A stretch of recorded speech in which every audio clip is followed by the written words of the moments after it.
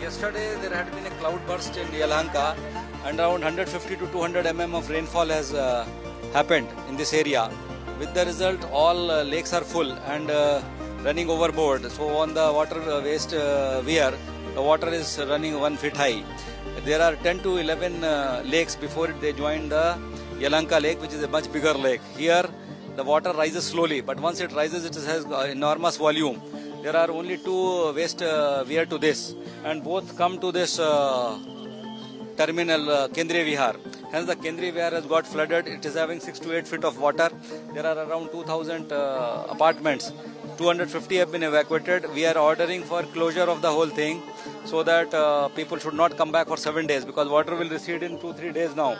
And after that we have to clean the whole area, etc. So it will take 6 days.